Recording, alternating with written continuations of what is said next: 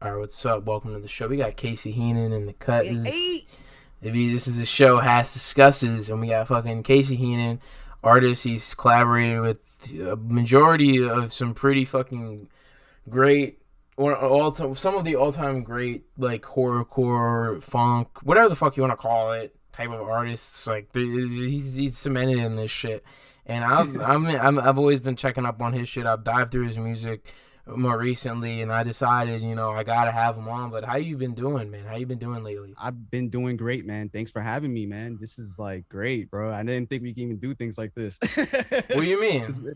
Hey, man, like I don't talk to nobody. You know what you mean? Like, yeah, you just like real like isolationist, you know what I'm yeah, saying? dude. Yeah. So I don't really talk to many people. And when people come to me with like opportunities, sometimes they don't come through all the way. So, the fact that you came through with this one, man, appreciate you, my guy. For real. And the fact that you actually mess with my music too is real love, for real, because I'm still small to me, brother. You know what I'm saying? Like a lot of people say like I have collaborated with a lot of good people, which I have, but to me, I feel like I'm still getting started 5 years in. Well, I mean, that's a good mentality, because like, I mean, I've been doing the majority of creative shit for like more than a decade. You know what I'm saying? I'm a fucking young bull. Like and like it's like every day is like the future is the uncharted territory, in my opinion. Like you can't really like look back at the past is kind of nothing at this point. Like it's just like fucking keep, even the motherfuckers that are like cemented in that shit, like fucking Lil Wayne. That motherfucker records a song every day. You can Every just day. yeah. Mm-hmm. You know what I'm He just saying? still goes, bro. He just still goes nonstop, and he just keeps going like further and beyond, and doesn't look back. And I feel like all of us artists, we do that. Like we just stay focused, man, driven on our dreams. So No just keep matter how pushing. fucking, you know what I'm saying, big you are, you're always trying to like express. You're trying to get that shit the fuck out there. So like, where did that start for you? Where did that like need for expression get out there? I mean, become a thought for you to even do, you know? Yeah. Well, I used to actually manage another artist, and he was up and coming as well. His name was Dakota. Shout out to Dakota. I worked with him a couple times as well, but I started managing him at first, and from that, I was like, you could say, coming off with a lot of ideas, and I was thinking of things like that I feel like I could do almost myself, but I never really seen myself in that image. So, yeah, after time went on, I feel like I just felt the like confidence grow in me, and I was just like, I feel like I could do this.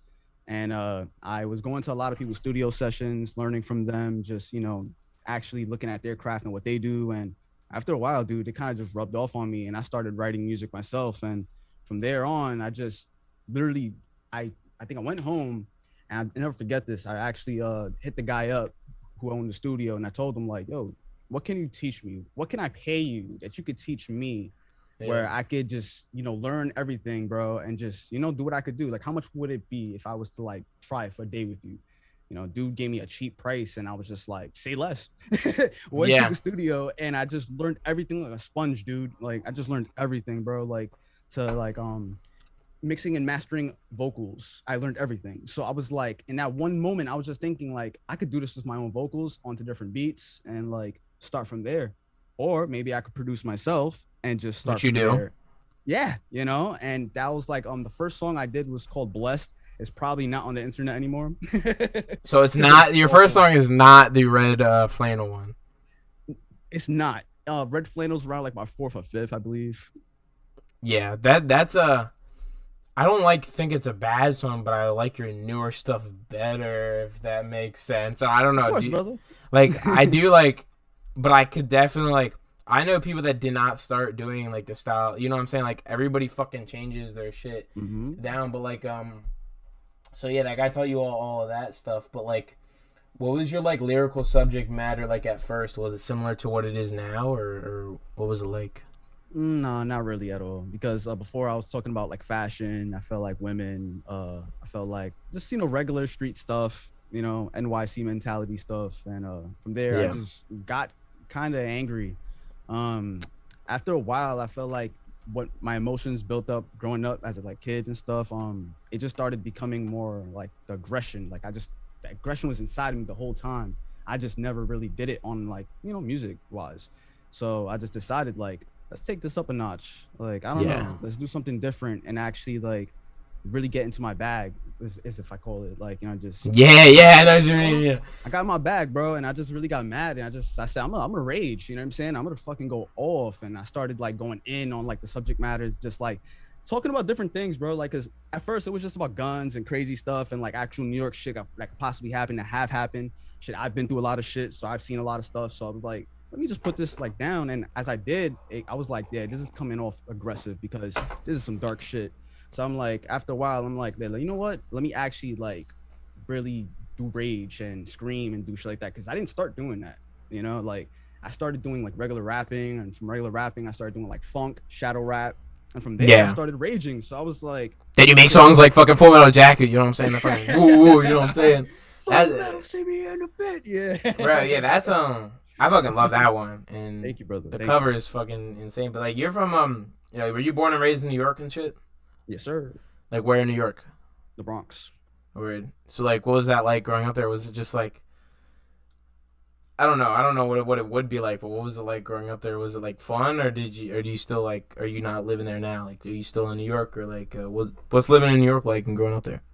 I'll tell you this right now, I'm still living in the same place, and I'll tell you this right now, it calmed down a lot, and also growing up was more like, I don't know, I say aggressive in a way, because the hostility around me was like crazy. It was high, bro. Like there was always like coming out of school, you know, gang members and shit like that, always like, you know, trying to like press you and, you know, take your shit, bro, straight up. Yeah. And I'm not the biggest dude. I'm only 5'5", so I'm fucking taller than you, bro. Damn. Hell yeah.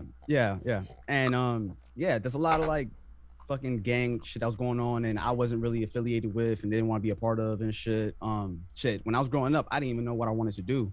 You know what I'm saying? I was just like going with the flow of life, literally, like barely making it through school and stuff like that. And, you know, they didn't really care, honestly, either, because I felt like what they were trying to feed me in school, I wasn't believing type shit. Yeah, bro. Like, even though I live in the fucking middle of I live in fucking Delaware, bro. Like, I like I still like feel that shit. Like, where like, I don't know, man. Like, it's like, you know, you don't hear a lot about like the real, like how shitty the founding fathers were. Like I don't know, I don't want to go too off topic, but like, have you heard about like the George Washington? Like, he had a nickname. His family had a nickname called they named like every of the male head of the family, every one of them, they named him the Devourer of Towns, because Really? So you don't know why? Because what would happen is a Washington, the first, I think it was the great grandfather of George Washington. He was he would like chart lands, like he would like draw the maps for lands and stuff, and he would like tell like colonists, like, you got to go here, you got to go there, you got to go here. He would be set in stone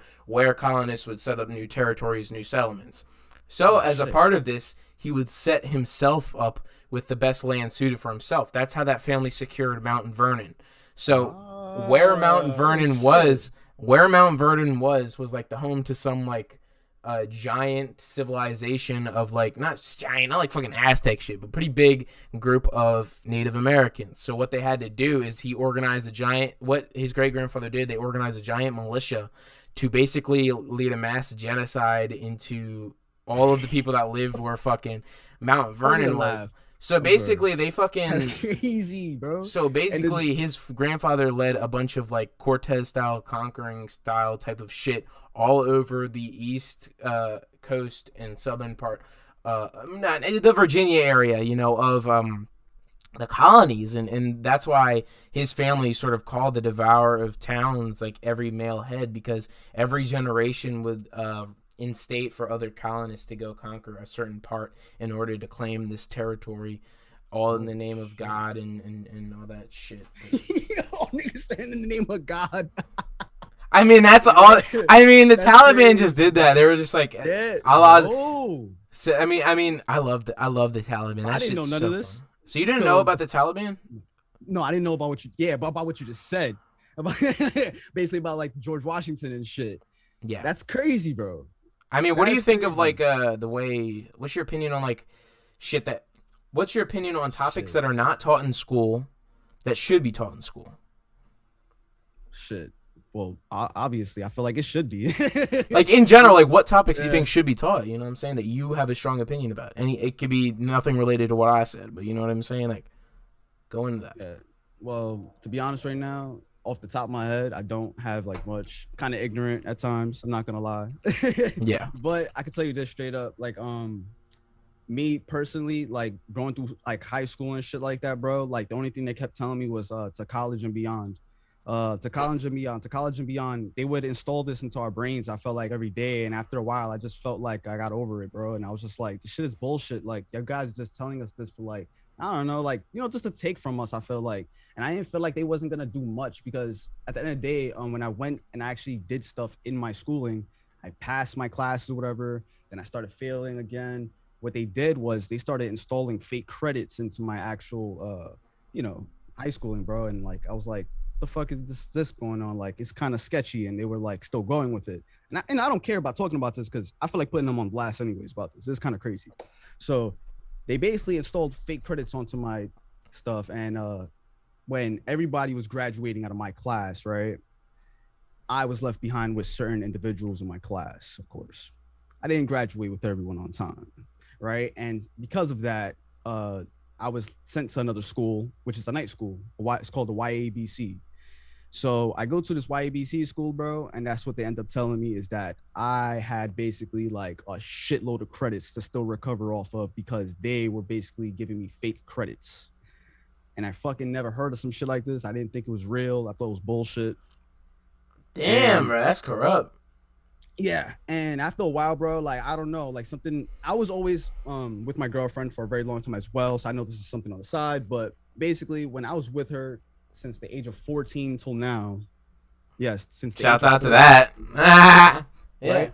She was like my main thing in school, and honestly, I was overprotective with her, and because of my height, you know what I'm saying, and stuff, I always feel like, you know, I get looked at a certain way, like, you know what I'm saying, like, oh, he ain't shit, you know what I'm saying, oh, look at this little guy, you know Yeah, you know the girls on TikTok and they're like, if you ain't 6'1", if you ain't over 6 foot.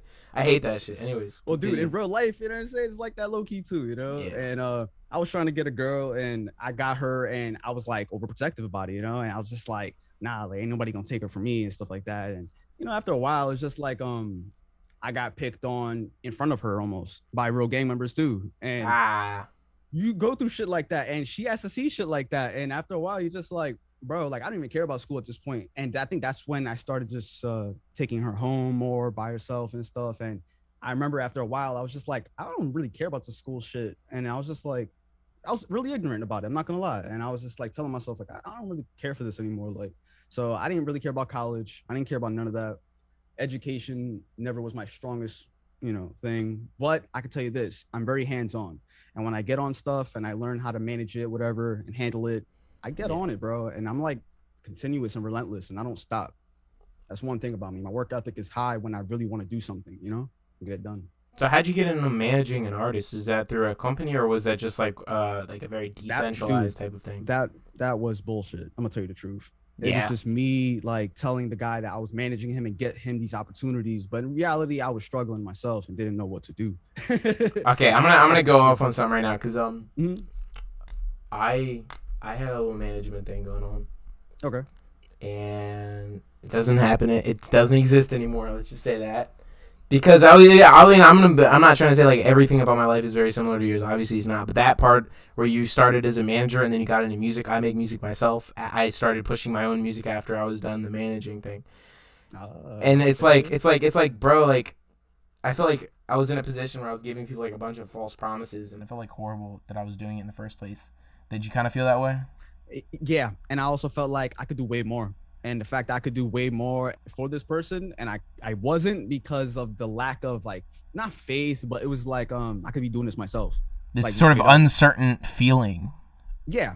If you know for a fact that you could do that yourself, bro, like, and you could do that yourself and put it all, it's all to you. You know what I mean? And just because you know what's best for you. You know what I'm saying? Like, I could say, oh, I know what's best for this guy the whole time, but I don't know if his headspace is where my headspace is at this whole time either. So I have to make sure like we're on the same level. If not, then it's like, it's just gonna, I don't know, it doesn't work out. Like, and with yourself, I feel like it always works out because only you know you the best. And that's why like the people that I've I still make music with the people that I used to manage like after all that shit. It's because like the real ones stuck around after I was done with like the shitty fucking business arrangement I had. And then I ended up like I'm still making music with these people afterwards, and it's like, who has been around, you musically for a while that you still continue to make music with? Okay, so I actually have a lot of friends in this music industry, but like different levels to be honest with you. And I feel like at the moment speaking, Young Bundy, I don't know if you're familiar with him. I was gonna ask about him, yeah. Yeah, Young Bundy, bro. Or me and him are really like close. We're really good people, and I felt like we never met in real life, but over the internet we talk like bro for like 8 hours on the phone, like Yeah. and me and him just Yeah. have these long discussions about life and stuff. And we've worked 3 times so far, going to 4, going to 5. So we have 2 songs unreleased at the moment, and yeah, it's kind of been like that with him, bro. Like since the start, like when I first met him, we did a song called Disgusted, and it was his song. We did that track, and it was just like boom, boom. Like after that, we did like 2 more songs, and we noticed we was like, we got something going, bro. Like we just have like a vibe, you know what I'm saying? And we understand each other like 100%. And I feel like he's one of those guys for sure. And Filthy Ways, of course. Yeah. Filthy Ways is my brother. Like he's from Brooklyn, so since I'm from the Bronx, sometimes we link, we do things, and we just talk shit, and we get shit done. And I love it because at the end of the day, like I know he will always have my back, and I'll always have his for sure. What about Bearded Legend? Bearded Legend, man, what a great dude. He's a fucking legend, bro. He is the man, and he's the first guy who gave me my break in this music shit. Nice. Like me and him, like we did a song called Extinction. That was like I think my 3rd song on SoundCloud at the moment. But Yeah. that song, dude, like I asked basically, and I was like, bro, like can I send you an open? Maybe you could hop on it. And dude was like really genuine. It was like, yo, how old are you? Like, I'm like this one. I was like 21 at the time, and I was telling him like, yo, like, I see you're this age and you're still doing it. Like, you're kind of inspiration to me now because I see you're like, as long as you're getting old, like you don't care about the whole like age to music shit. Like how certain people do. Like the little Uzis, for example, they'd be like, oh, you still an old dude doing this. Like, why are you doing it for? No, fuck all that. Like at the end of the day, still do it, bro. If it's your passion, it's your dream, do it. And Bearded Legend showed me that for sure. And he was like just really being a humble dude to me. And throughout life, bro, shit happened. I ended up meeting him. I performed in front of him. And shit, we just still been cool ever since, bro. Like, you know what I'm saying? And I did like 2 more songs with him, and another one is due for sure. Yeah. I mean, when it comes to the whole age thing, I mean, it's like look at fucking Psycho Rich. You know what I'm saying? It's like look at fucking. I mean, even Sean Kingston is still doing shit. Even fucking Busta Rhymes, they're all fucking old heads. I'm not saying you're old, and I'm not saying that you probably in your early 20s or whatever the fuck you are. But like I'm saying like that thing where it's like if you don't have life figured out by the time you're 27, it's like there's this thing where it's like people say like if you don't have your shit figured out by 27, just stop. Like do this, do that, and it's like I get. Have you seen that the old guy on fucking American Idol, and he's like or some shit, and he's like trying to sing and shit, and then one of the girls that's the judges is like, maybe you should try a different career, and she's like, and he's like, that's why you use auto-tune and I don't. Or yeah. I seen that. But like, it's like that guy is kind of in the right because that motherfucker, like, he's still trying, even though he don't have the resources to make his shit. Because you can slap this, that, and the third on any fucking. That's why these motherfucking Disney show people, they automatically get a fucking album that gets dropped by Sony, and it's like, get the fuck out, like. And even with the podcast shit, like I started this shit in my fucking basement with my homies and shit. Like and then there's motherfuckers like Hillary Clinton that get a podcast like produced by iHeartRadio. Like she got bored of like fucking. I don't think she ever got bored of this, but she got bored of fucking sucking infant baby blood. So now she's fucking making podcasts. Like that shit.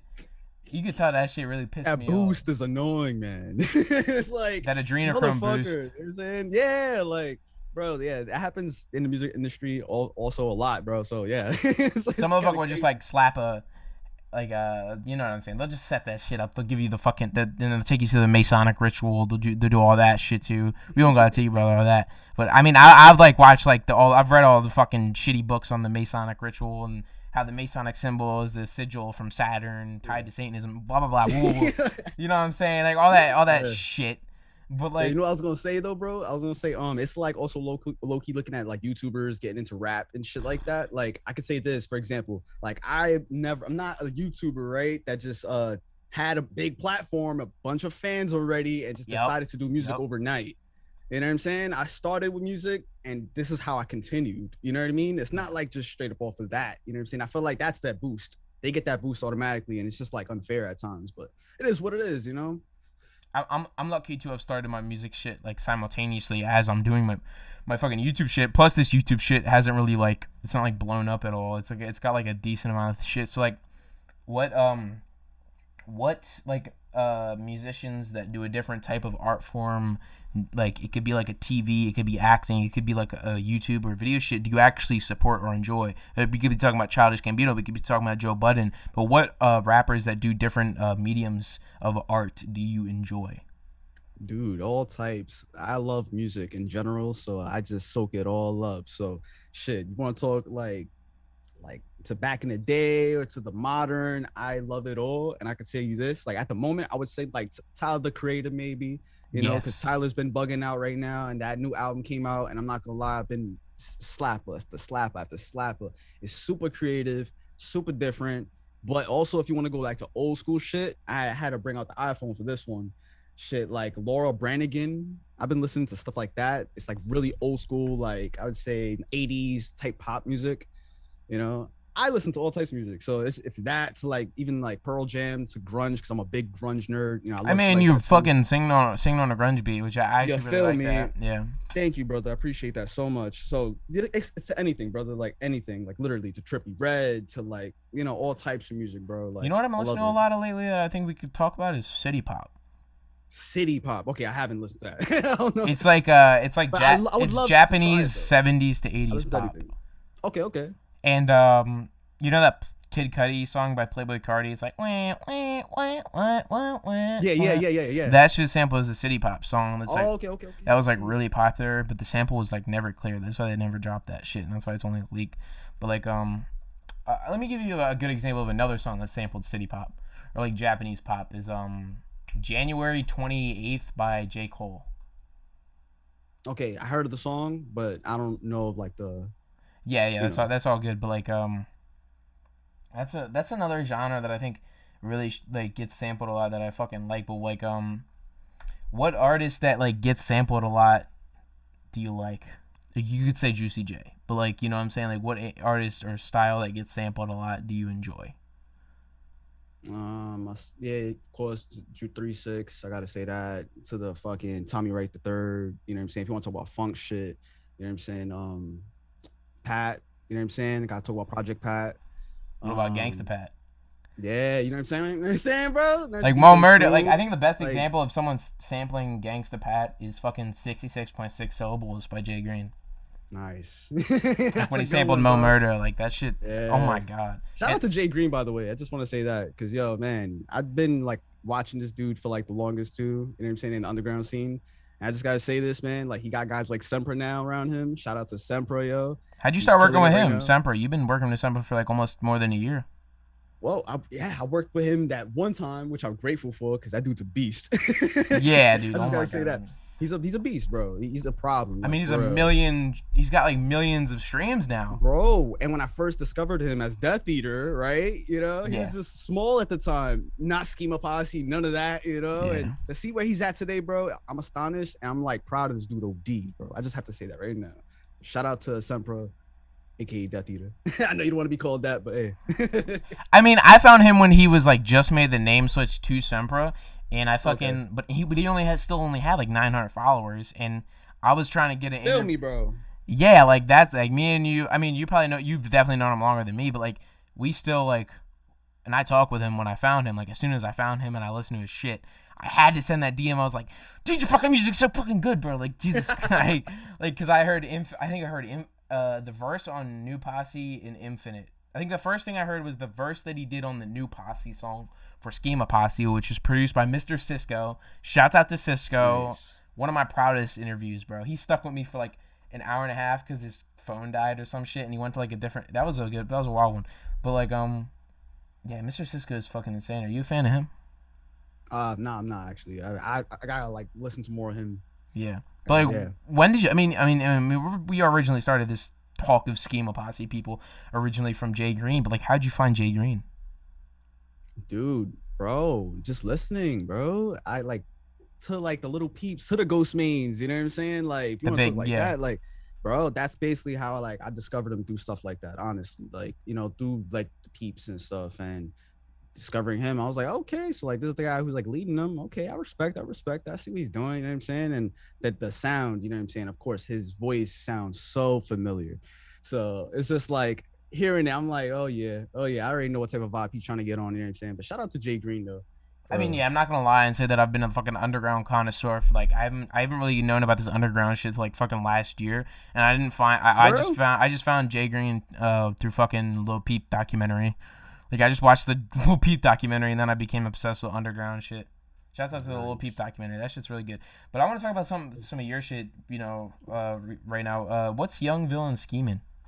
All right, Young Villain Scheming is my brand. It's basically my everything. It's what I want to stamp. It's kind of like almost like a future record label in a way because I would love to after I'm done with all this music stuff, bro, and I'm like chilling and I'm more like comfortable. I feel like I would want to bring in new villains. You know what I mean? I would like to bring in a new like a new Yeah, coalition of yeah, villains and see like what I could do and make out of them since I couldn't do it before, if you know what I mean. yeah. So now I'm doing it through my own steps. I'm seeing the trials and tribulations within it, you know what I'm saying? And seeing how far I could go with it. But other than that, at the moment, it's just my little branding, you know what I'm saying? I just want to put out there and yeah, I feel like after I'm done, it's gonna continue basically. So young villain scheming basically is like the meaning too behind it is this.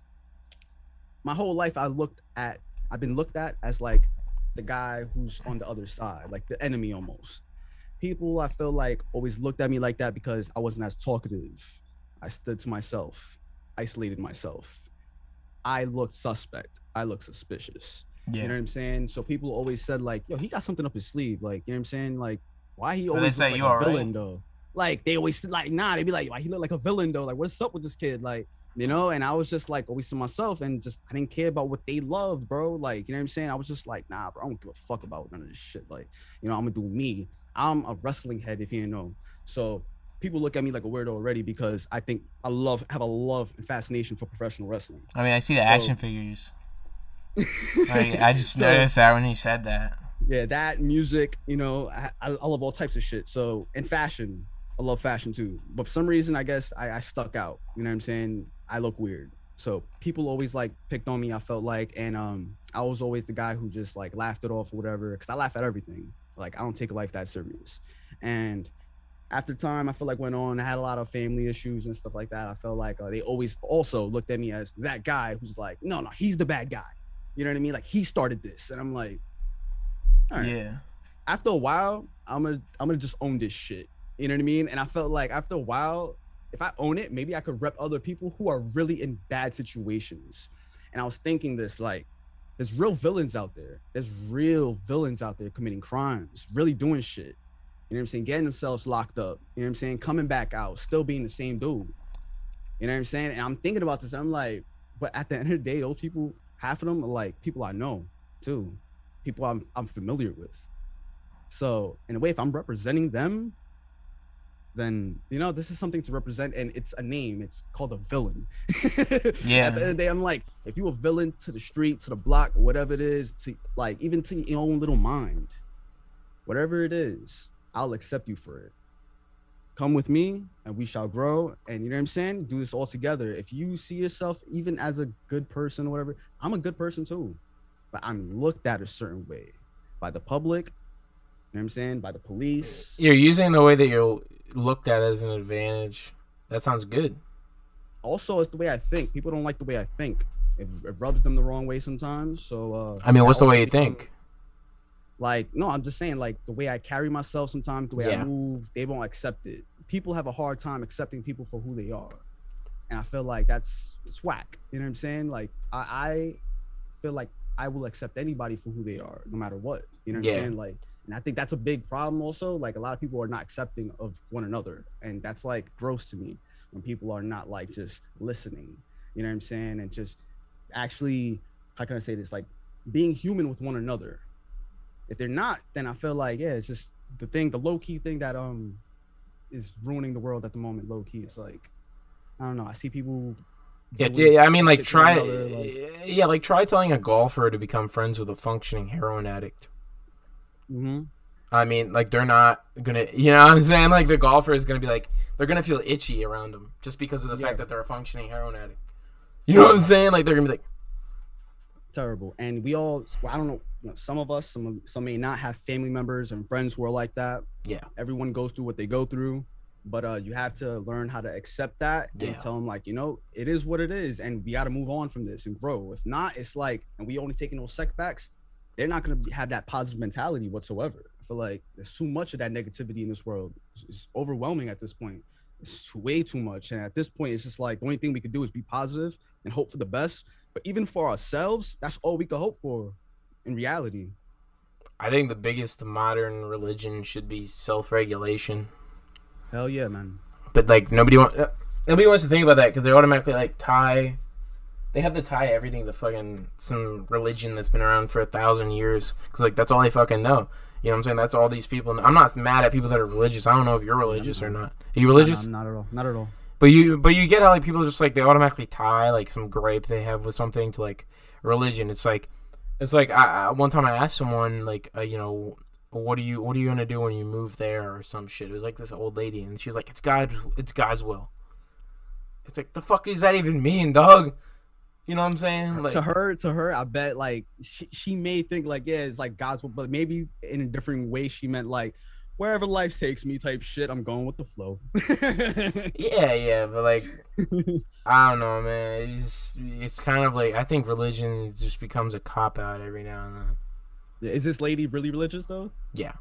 Oh, okay. So yeah, definitely. Then she's definitely like God's leading her way for sure. You know what I'm saying? I respect it. It is what it is, but not me. Yeah, I mean, lead this life. I walk in my own 2 feet. You feel me?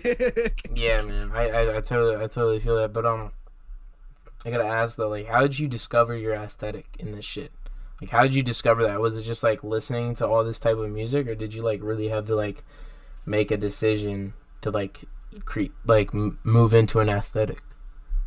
All right. Well, I feel like listening to a lot of music, definitely just seeing branding on people, how people brand, how they move, how they interact, how they put themselves on music videos, to even logos, as you can see. That's like, your logo right there. Yeah, that's my logo, brother. Just that's like it's dope. On my shirt. Oh shit, that's dope. Yeah, so shit like that, like things like this, it came about just because I feel like of other inspirations. And I'm not a guy, right, who's gonna say, oh, I started this, or I started doing this before this guy, da-da-da.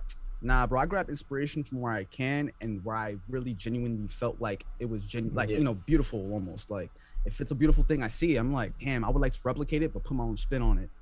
Fuck it. Beautiful darkness. Shit like that. Yeah, bro. And like I feel like I said, I'm always been like with the fashion stuff. I always loved aesthetics and reality. So I think it was perfect. Like rap is that, you know what I mean? In a way, rap, like hip hop, you know what I'm saying? Part of it is the way you look, it's the way you present yourself. So since I started with hip hop first in a way, I feel like that's the gravitational pull almost to like the audience in a way too. They got to see this aesthetically pleasing, you know what I'm saying? If it's not pleasing to them, visually too, then it's like, even to yourself, you would know, and ain't it, chief?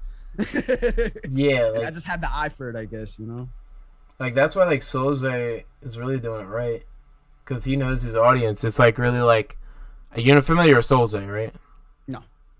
Well, he's like he makes this sort of like funk, but it's like really G-funk sounding. And nice. he told me he hates the word funk, but like, I mean it's just fucking funk music, anyways. But he like makes a sort of G-funk sounding funk, and he makes it so good. But he is always like in his music videos, you'll see him in lowriders. He'll be wearing jerseys. He'll be wearing, sweatshirts that have like, baseball teams on them, or champion sweatshirts.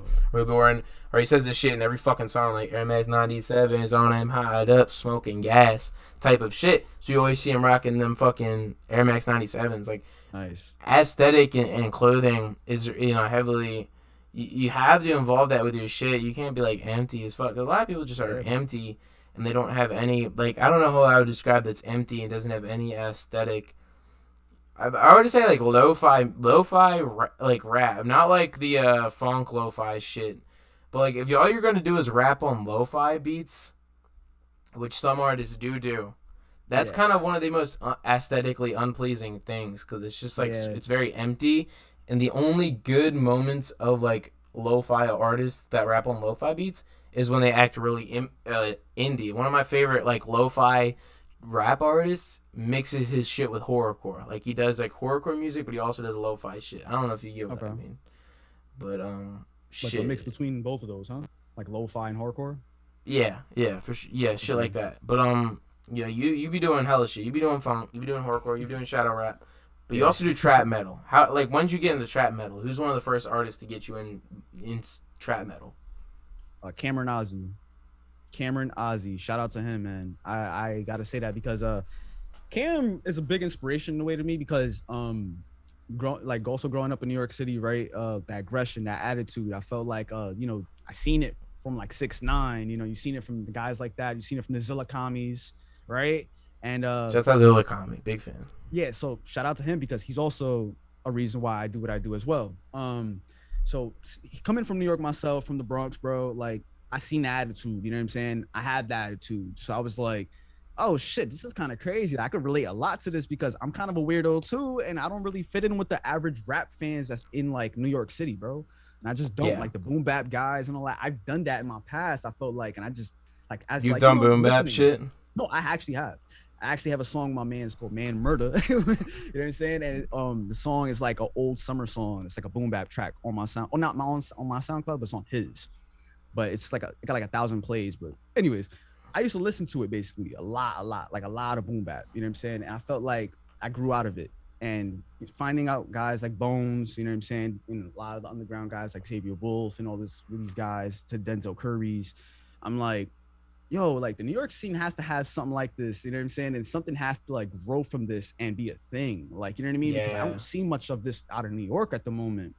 And and then that's when I found like, Zilla and stuff. And I'm like, okay. And this is like, Are You Ready Kids and stuff with him and Cam. And I'm like, nah, these songs is hard. I'm like, I never heard of this type of music. And his music videos are fucking insane, bro. Like, Jesus Christ.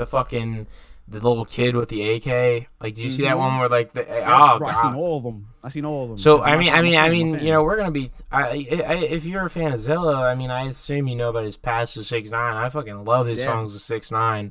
Like fucking Yokai. That's like one of my favorite music videos ever made. Yo, like that time, that era, right, bro? Okay, so even before that, do you remember 6ix9ine before that? When he was like working with guys like Bodega Bams? I found out about him when Gummo came out, but I went back and looked at all that shit, is what I'm saying. Yeah. Like Shinigami and stuff like that. Did you see that? I probably saw that, but I more so vividly remember like pre-Gummo shit. Like I'm talking generally about pre-Gummo shit. I do remember like Helsing Station, Yokai, and a couple like shit. Helsing Station's a good one. Mm-hmm. That GTA overlay.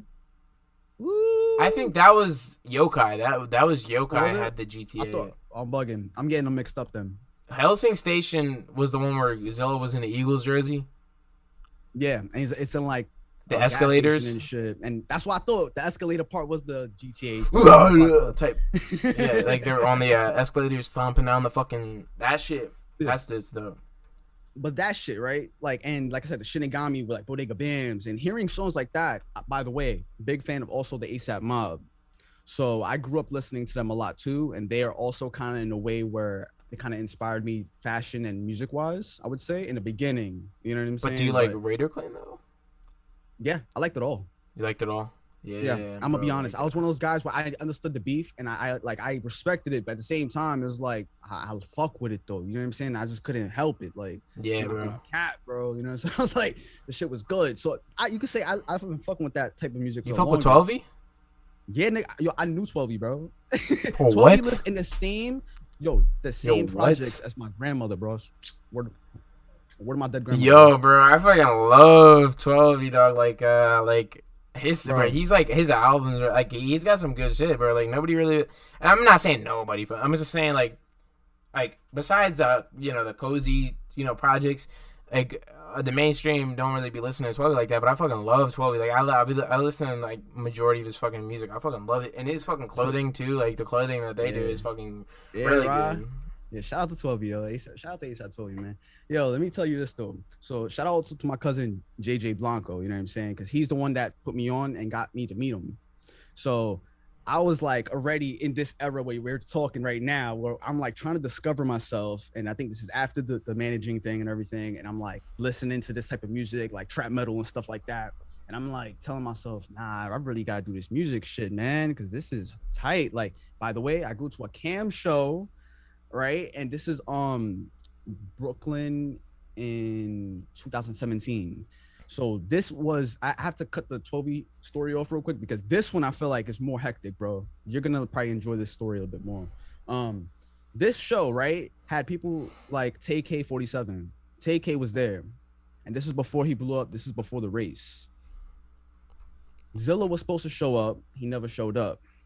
I don't know why, but this is when Gummo came out. I don't know what happened.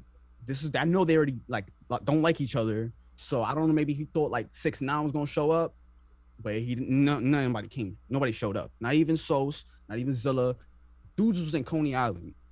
So at this point, Cam was wondering where was Zilla.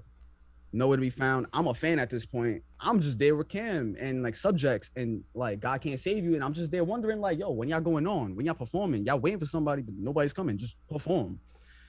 So TK goes, he performs, bro. He does his set. Burncast, you know what Burncast is? No. Burncast goes up there, bro. He's a menace. Shout out to Burncast. He's locked up right now. You know what I'm saying? But yo, him, Drown Millie was there, and they were like going in, performing, just killing the shit, bro. Nick Prosper ends up showing up. He goes, he performs, he does his set, and Cam goes, and as he's doing his set, bro, they shut the whole venue down.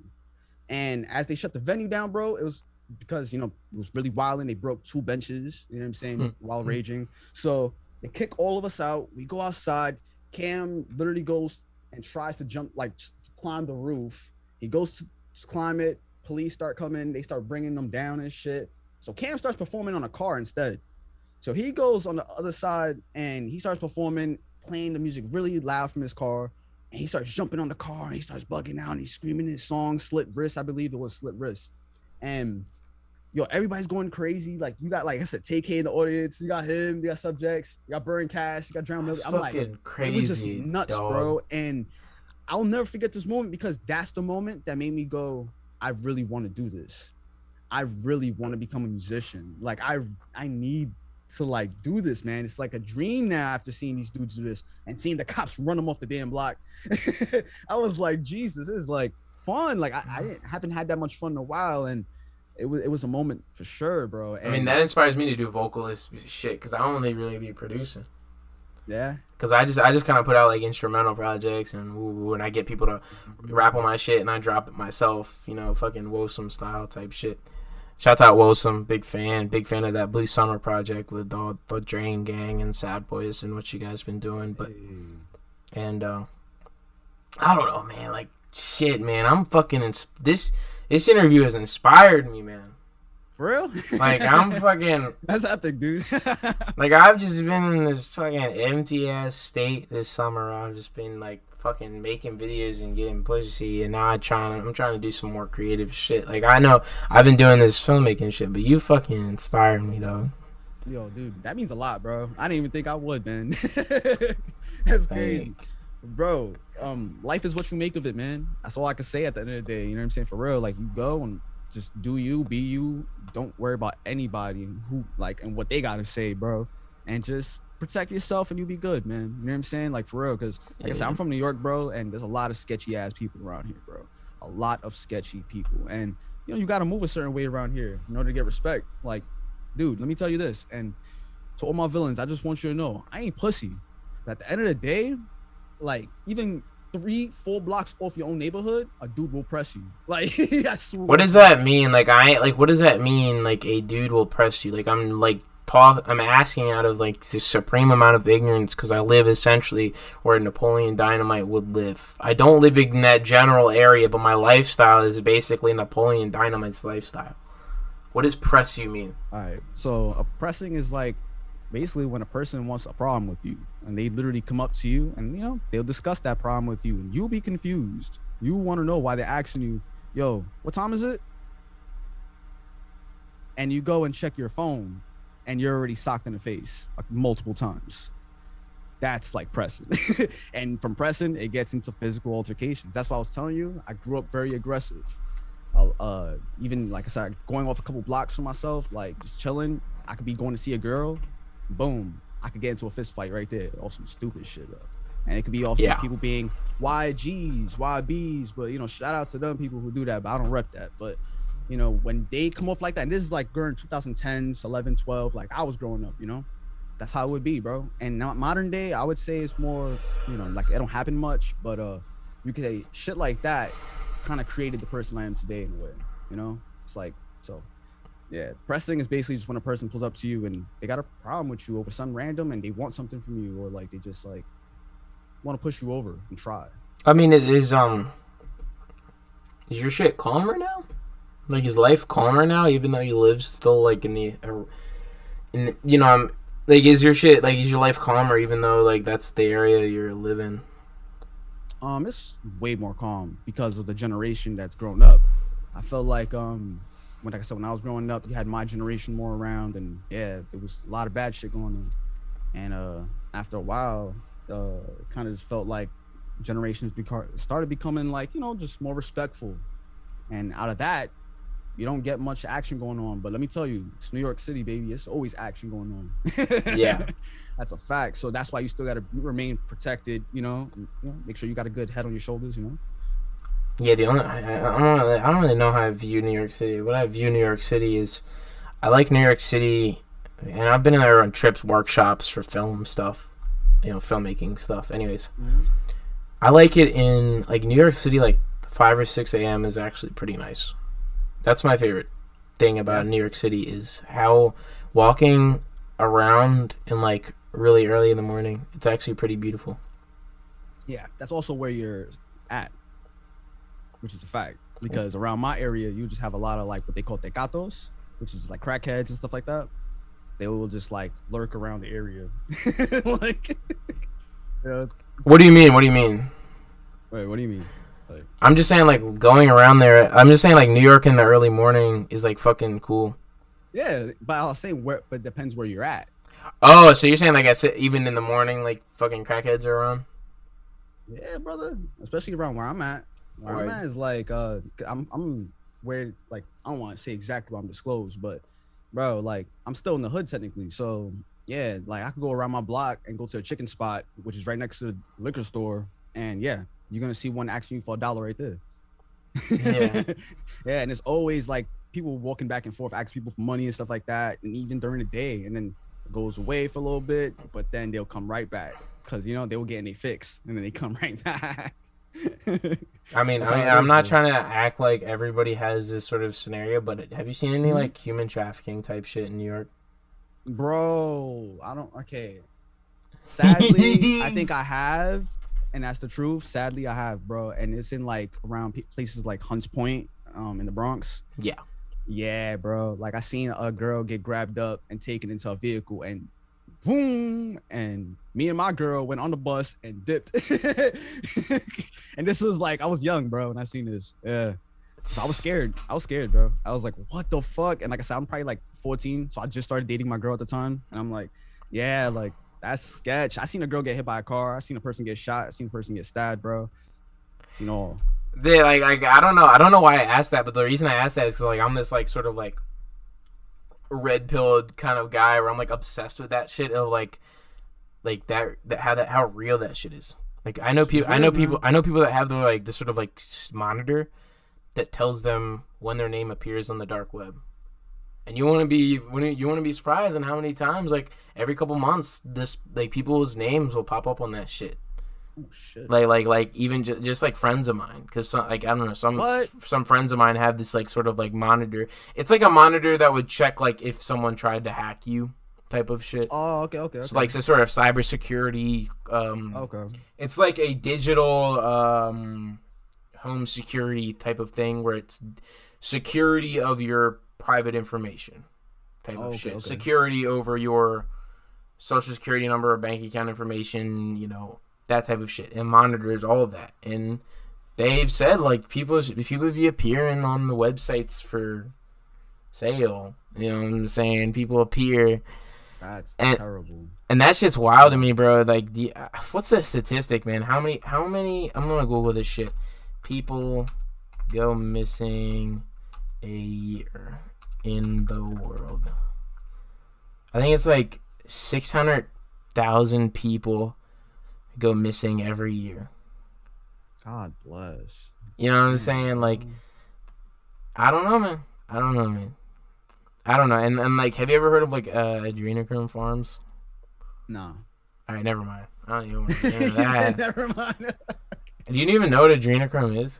Nah, bro. I'm gonna be honest. I'm just laughing because it feels like, you know, it's really something weird. Is it something really weird? Or? It's essentially when someone's tortured. Oh God. Yeah, when someone's tortured, their adrenaline goes up. So then it makes their blood like very pure, and then they end up extracting the blood out of you and taking your adrenal gland, and it's used as a sort of anti-aging drug used by. Oh. Okay, once you said shit like that, now I hear the conspiracy theorist. Yes, I'm a proud. You know, holy shit. That's crazy, guy. Yeah, I heard that over the internet, you know, shit like that. Yeah, and that's how like some of these people be keeping themselves, like the rich people, making themselves look good still. That's why they still look, you know, healthy and whatnot. But I'm saying the theory is that like that's why there's a lot of people abducted and shit. Is because there's an international human trafficking ring.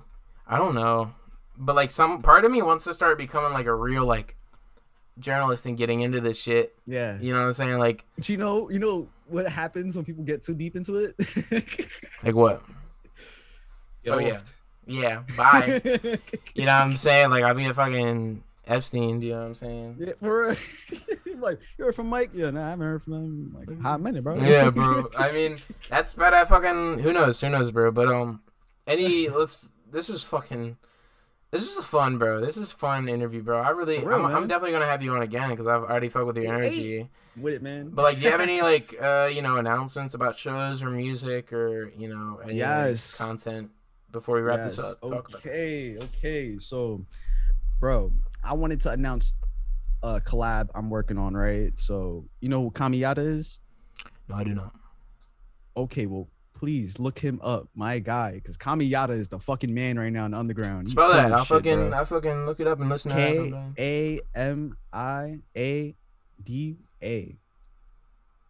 Did I add a Y in there? I probably missed a Y. Yeah. Is he from Maryland? Okay. Yes, sir. Oh shit, bro. All right. So shout out to Kamiyata. He sent me an open recently, and I'm about to get on. And I'm not gonna lie, he's on the hook, and I got a verse on it. So it's like basically his song, which is crazy. But I'm dropping it because his label can't drop it. So that's one that everybody should be looking out for. It's called Enter the Savage. Shit's gonna be crazy. I'm pretty sure a lot of villains and people are just gonna go crazy for that, bro, because Kamiyata's a big deal. He's doing like a show with NASCAR soon, and like I think Cyber. I think he's doing with Cyber too. It's fucking sick, dude. He's going off.